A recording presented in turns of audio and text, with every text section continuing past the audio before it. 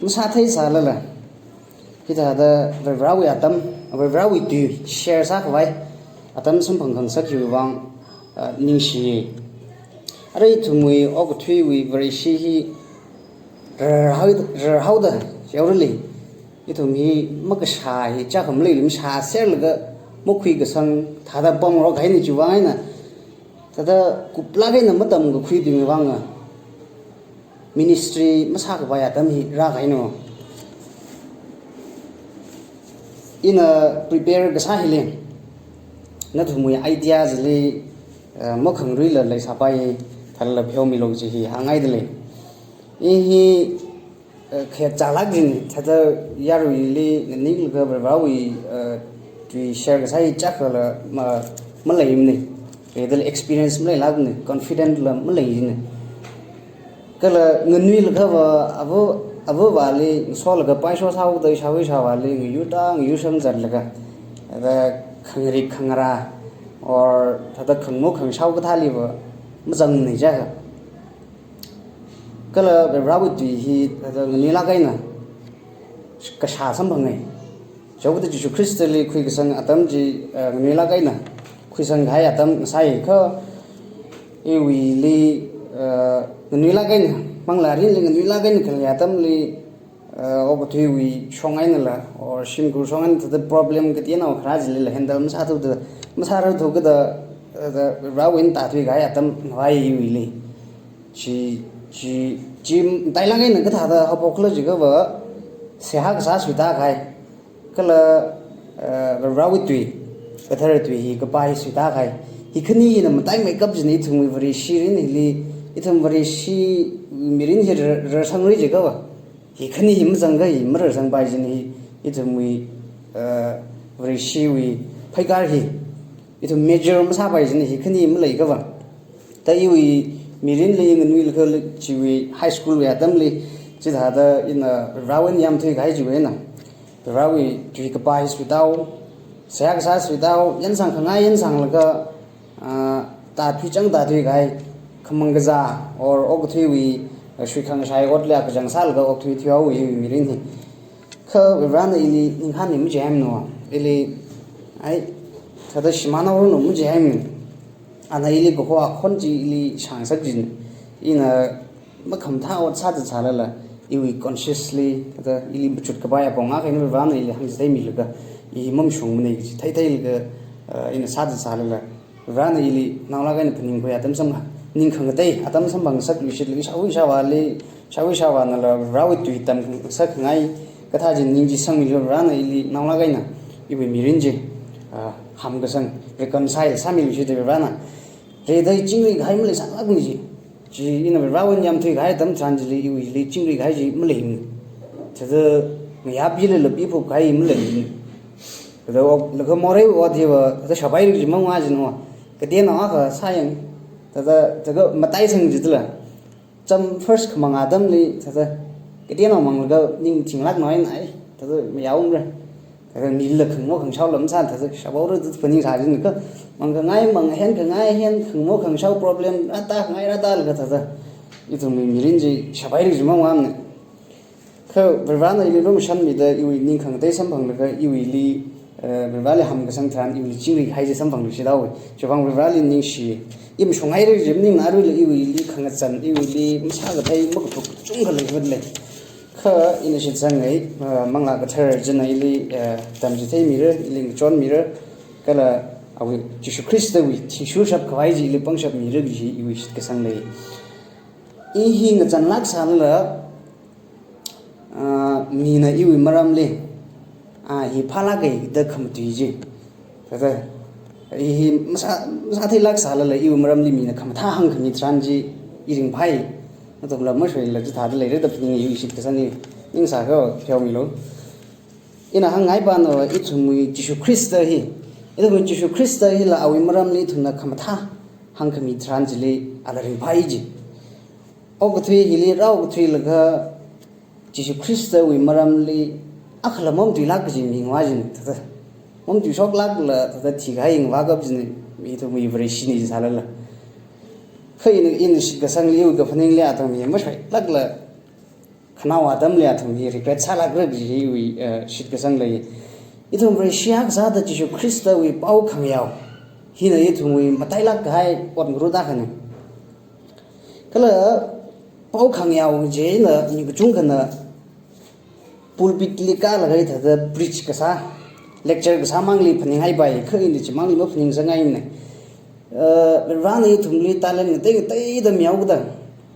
ithum hi mi ko tong ga hi pastor m sa bai no mi ko tong ga hi preacher m sa bai ne khoi thum li ran talen khmi ji te da khmi ji shi jin la ga ji le odram tsagi jin ithum mi wi ngai le hi tha da ok thil ga vreshi ne gi ithum ot sagai na ji thegi ji saklak ji no kha rally sang hai Jesus Christ le khu sang hai bin ji wa hoi ot sak jen dei ze in khmorai i hi vreshi nei ta mayang naw bing le or mo vreshi bing le na hang ga ji tar gam sa ji lag jang ga to i wi ot sagai na in sa ji sai da le ji ji ba ji na theng sang ngai ji la Jesus Christ wi chi gu shura ne ji ba ji na kha ji thai ge ji hi i thum wi le Jesus Christ wi na sam ga bang kohor Jesus Christ wi na ga khui kohor ali shi ga sang chimning le ithum wi watsak hi na ji masa so ga bai le ina mar khali hajon li lag hang wai ithum hi reshi ne ji sala la ithum hi tha da myang wi le le ok hi le athum wi tha da sa di hau ge ji hi thum tha ngawa gap ji no ithum tha da ithum wi watsak de no ai mishi ko se ji ba ni ne khama tha le go ithum bi shi ko brung ra khai ithum wi watsak hi ithum wi shi ka sang ba hi ba athumli tada athumi ta kamain chadai ke thum ri shin gi ji khlak che achak chi lei ri ji la in ji ba ji thum chu li thik shura ne ji ba shi thum ji ba je preserve sa blung re ji le blung re ji hangai chin ga swada arui chon wi like le chapter 1 we na of chapter 1 we 4 we na chu ya jing ji pa ta mi ri na 11 9 teng teng jin ko sang da pa ta mi wang le ning shi ji la kohor kala tangkhamang kaji he arui John wi chapter 1 wi jile sambang re ina chiwi chilirin laka kohor kala tangkhamang kaji lirin laka ina kyomai ka i thai wi kala ina ran gai ina thumri share sangai John wi lai hi 2nd century when of hokal ka 18th century ka thain tang da wa anaka ka bila ka ji ta ning khamong le jin mi tong hi mayang rok sai now mai da ta critical scholar bi na yang la ka aming lam jang thu lai ri le John in ga bi ji author ba wa ming ji mak bi hai do ku da question sa bai rao kai kan question sai khatha sa la awi tha ga na lai ki kup la ga na pa khing ji than awi evidences ko tong ha khing ji than ji le a hi John ga bi la ga le hi ga bi ba hi Jesus Christ li khang yura ami ga ni ga thai ya tada eyewitnesses akana ka biwi tada kal Jesus Christ da sa khang tsu akana ka biwi sakain jaw le mi chung khamai na John na ka bi ki ji mayai kala hi lai ki 80 90 aina 100 hi le ka bi da le re da kai kana kui kai kana wa ai 60 80 60 li ka bi re da la hangi kha hi wi matai la kai hi ka biwi purpose hi wi kharin ba hi wa chapter 20 verse 31 li thar zain ga bi ai le jakila jaga Jesus Christ hi Jesus hi Christana per rawi nauna kala alish ka sang manga ai na ka tang mak vai khring sambang ga vai wangan ga pi gai ni ha kala John wi lai ri le thum na yang ga wa dualism da two opposite principles kohor tangkhamang kapha magapha phasa kala mangla hi ga thawi dualism hi wi contrast si ka thai sam bang re hili chapter 1 we verse 1 to 5 hili thum na yang si cha title mati hi Jesus Christ li gang sa jin dui logos the Greek dui logos chi ga dui ji ba hi sana verse 1 sam bang re dui verse 3 li kasema verse 4 li kharinga verse 5 li kohor hi mati hi Jesus Christ li gang sa ne title mati hi kale thum na first John hi na lai phanga hi John the pi ji me ajin first John second John third John kala revelation kala hi gospel hi mathi phanga hi John the pi ji me ajin je na ro first John chapter 1 we verse 5 li thum na kyang ji tran hi li vra avre hi ko horne ta ngai li God is light we will klat wa tha light ko hor ji Jesus Christ le handle athang we title ji li yang ka lang me da hi we first John we chapter 1 we verse 5 li yang ka God is light ta ga Jesus Christ hi la ko hor Jesus Christ hi la ko hor ne da hang ka wa tha Jesus Christ hi la bran kala hi trinity holy trinity we second person ne ji ne ya kala John we like ki wa ti shu da ok thui tang khamang abam ok thui tang khamang abam ni kala hi li Jesus Christ hi na ko hor aka sa da raji ko hor ji khira mi ji ne itum na chapter 8 we verse 12 li pa yang ka wa Jesus akhlatan la hang ina ok thui ko hor ne I am the light of the world ina ok thui ko hor ne na thum na iwi ti shu ra ka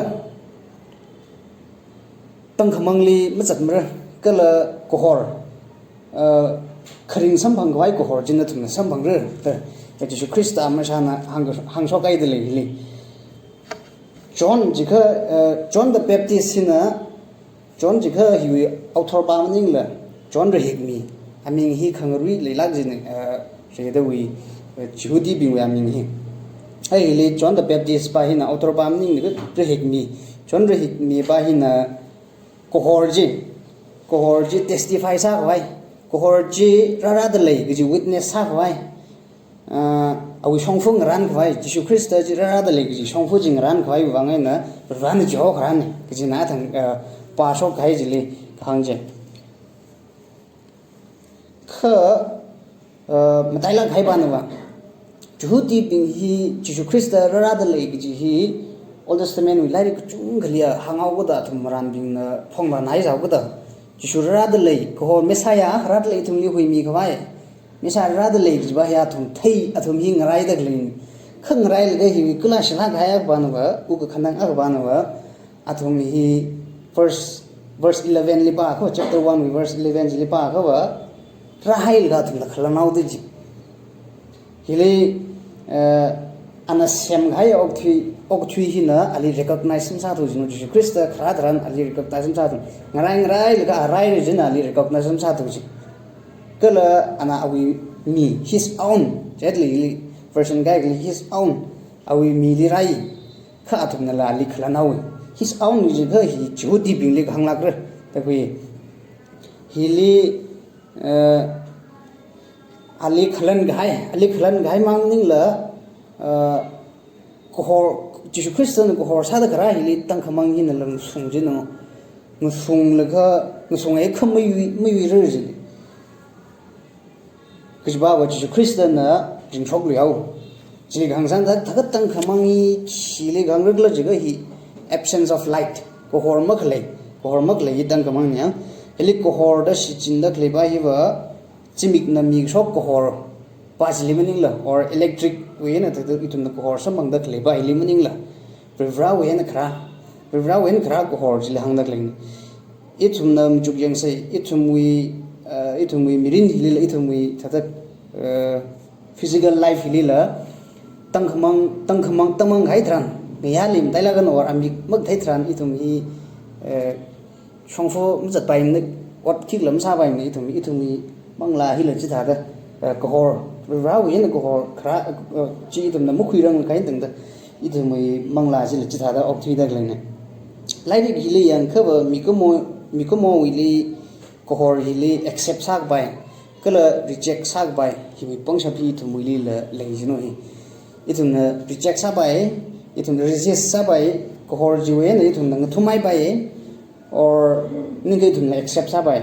kha chon nam dai la na hi hang da ke ba no Jesus Christ na ko hor khui khram hang ning la pichar la khui rai jawde je na ra ali shikasang ding jiwa katang mak wai khrin sambang gai ni athum jiwa sambang aur sambang gai ni sambang la kha ali reject sa gai bin ko hor jili reject sa gai bin jili pijar sa gai ni kiji ni Ithum chapter 3 we verse 19 to 21 li pasi ja pichar chiwa khigla jiga kohor je og thili rai khami ko mona tang khamangli le shimai hawe kala thumna magapha ot sapamau yode ithumwi magapha ot kasa hi kohor we now bing hina tang khamangli ma zangai no ithumwi Jesu Christ with chibu shura ne jiga ithumwi tang khamang we ot hili maning changbr kala tang khamang li kazathina kohor li yang sing sa ga wi jidai chon wi lai li hangdak le ye tang khamang li kapam bing hina kohor li kapam bing jili malai simang ning la athum li ning jang sa ga wi ja athum li yang sing sa guide la hi ka tha dai thum na thai bai kala je ha Jesu Christ li shawgathat ali shawgathat mang ning la awi iban awi thi ku shur pingain tang dali la shawtat idum ya pom hi li ba ari the persecution hi the mathai ni thum hi the Jesu Christ with chi ku shur idum fisala gan the worship ku ga bai dele ko thu ya pom dai khli ba persecution hi le further glin worship sa ya thum mirin chi chikat laga athum mirin chikat laga worship sa da glin and to the point of death athum the chikat chaw laga I Jesu Christ with ka sang nai ta thum hi il sa that nai ka sa that log ji mang chi la okti da khla pom kai khli ji ta da worship sa hi da lai da glin atang khamang ji hi thum na khili khangla chi khawa hi chon wi lai Jesu Christ le mishi ka sang ding Jesu Christ le mishi ka sang ding hi tang khamang ai na tang khamang li khlai bing ai ni chingau hi athum ji ki ba long la ji ga thum ji ra ki ba la jum dai nei kala athum mi mang la ji ra wi separate sao jo de thum ra wi separate sao wi hi thum na verse 4 ati so da wa kharing kala kohor light and life hi khani Jesu Christ na hi source ne hi mi go hi Jesu Christ na e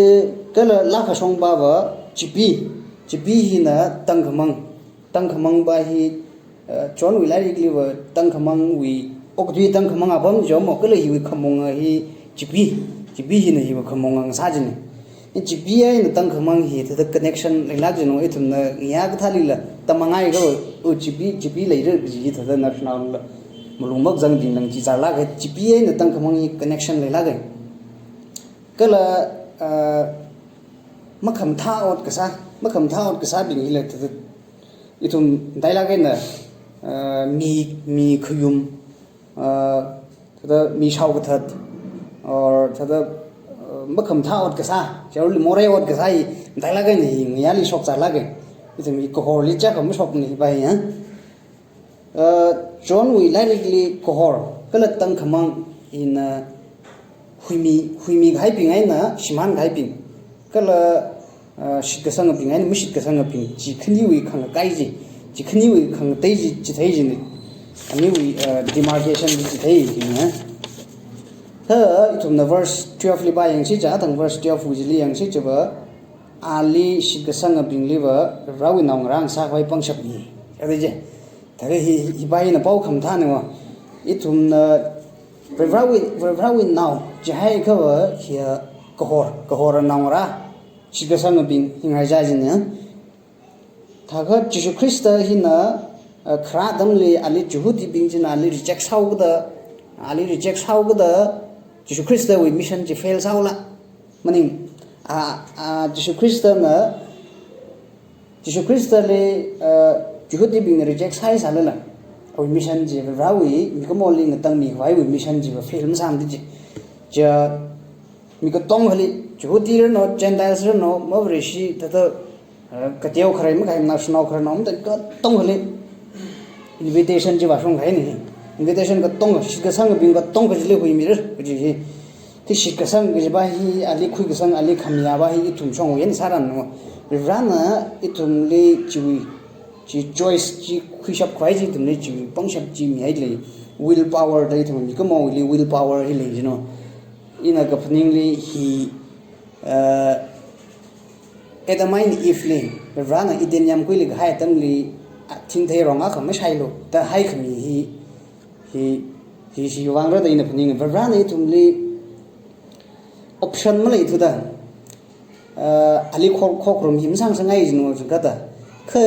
a hi tumui kesema khawane kala a hi tumui verbrani gi thai laga ali khorom sangai jini to mi gi chung kana itumui ring pha tam liwa thada sak ngai cha ja thwei laga itum kachot kachang ka khanang ring gi shi char ga da khara thanan itum verbrali jat khong hi ngai kh in ga phning chi verbrawi niang khong chi chilim lai mer dei na phning cái ba verbrana va itum li ring pha tam no ring sha tam no kh itum throughout our life itum mirin pai da ali shikasang ali khokrum ma ali khokrum mi yur hin sang sangai jin aje itum we very shi li itum na very shi just chung ga ile mangla pha ga khoi hi bai le kham tai ya on ru cha dam ku tru kh church we cái thằng đó sao cái church lan hùng chẳng cái là church li ít mùi chỉ chính được lấy system cái thằng đó vợ mà tha sang bay rồi cái thằng đó ít mà tha mấy đó rally khorom bay rồi chứ cái thằng we lang mấy đó khla đó we can na khawai khi cái thằng we church cái chung gần sai đi thùng we very shi we church cái chung hi mang là chứ thằng mang gì nên sang theo cái đó mang là cái chung cái hi siman được lấy nữa khờ ina cái phình li systematic theology hili systematic theology le when group them na bi hai systematic theology itum pa yang ka ba church ki ba hi ba church ki hi au hi with definition yan hili mi ai le church ki hi ba ka chang khat shit ka sang bing thada atam ma kai mi nai shit ka sang bing wi community na ki ne ida community ji ga sang bu chawre le rally shi ka sang ping wi asang wo nei gijin ma ya ta ma khai ne ri da la tha da naw da la gi ma khai ji ne kha a je itu mui church li tha ka itu mui church we member ji no itu mui committee bing ji no tha da itu tong hui ina isi church mang li gang pam ning ko ka o tu ko tong hui general yang ka ba church li shi ka sang ping mang ka jang khat rally shi ka sang ping mang au shi je itu mi effective samai khar ki jai de ki chi wi ta iwi ningli ka phning hi iwi thei ko ya khali chiga ko jang chi su christali shi ka sang je chon wi lai de wa ti so da wa shi ka sang bing chia ko ra nang ra ka wa itum hi khor so ki ji itum mi simli lai da klai light bulb hi connection hi transformer li mu hi ga or kalai hina powerhouse or electric generate sa wai jili mo ata ka wai tumui shimi light bulb hai sa light mara bai ji da ka mai ni tumui very shini jili tumui very shini ji sa la itumui hi ji christ we na on a source sa mo tumui manglawi ko horji awi li lew ga da itumui ji christ li ma changran ga indang de tumui ko horji musam bang bai ne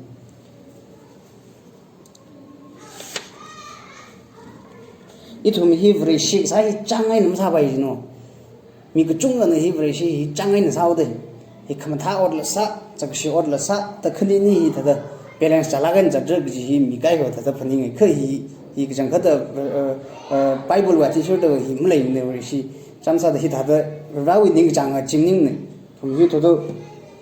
shi chang la ki ne mi shi chang la ki ne ji ra wi ti ji hangai da ri no itu na church le ka jang khata rawi ka sanga mang sa ka ba itu mi hi kham chung sangai ni itu mi tiolak sala la peram lai nai itu mi church effective sare je ga ba tiolak sala be ju christ we sa kang thai mi tha da khni mang jino ok thui ko tong ga ya ju christ we paung yaw sap tali ta ga ru itu mi ki tiana mang sala la peram lai itu mi agachang quality resi bai sang ji no Jesus Christ li shi sang itumuli ko horji awili mu khirang ga hindang da itumuli mu hor bai ji la itang ga mang li leida kle mang la bing ji tang ga mang li mu hor bai la unless itumuli ko horan naw mang sarang ga hindang da itumuli mang la hi mom thop ki bai gi ji no first dai la ga nei thum mirin ba hi khang cha hitra ga sa jila chimding ga ba thum hi the rawi atram na tsai da mirin pa da church ka la ga hi da mirin pai do tram na tselga anaulam song itum okti khangjang adamli kaching ramak jang hi rasok pai jino Matthew chapter 7:21 hangai jo chakdi thumi rasok pai jino chuwangai na in arum talagi hi him chung sangai jini itum bre shini jiga itum hi kachang khata shi kasang kachang ka shenga shi kasang bre shi jing sabong ga chimra ran gai nang de itum church effective msa bai mai redawa Jesus Christ amran lakhawa ogthui hi tamang jingen leisa cha tam liwa athum hi horngai le ka da horura Jesus source pa Jesus Christ na kui granda ana ko horjan kui granda am le rang laga kha arai tum li Jesus Christ na ral ka chatui gai no arai tum na washar kui gi gi no Jesus Christ le khamya ali shi ka sangai ni tum hi washar wi no ning ka wa jihudi bing Jesus Christ le ngarai laga arai ri jena le reject sa gai jibaji ng sai bai tum le jena ina dialogue ne iwi hangkhang ai ban no iwi message no hi ne itum hi shi sanga mi akhang sa da ko horan naw akha sa da mangla pha ko si kala mangla pha ko hi na Tangkhul church Hyderabad hi wi kham tai hot ngurut akhang sa sa kal hi ka je na pokre gla ji ka itum na I ka de no mang sa la pya ma lai ne itum we na pogi ji no hi meaning ko church hi are mang sa wi ne hi itum na Jesus Christ wi pau kham thang yaw se ji ka kala church effective sang sak je ga mangla khong khui church sang sa se ji kha itumi I we na bogre itumi tharau se Jesus Christ li khu sang au se ko ro ji khu au se ki ba hi hang la ga hi khang jing sau ke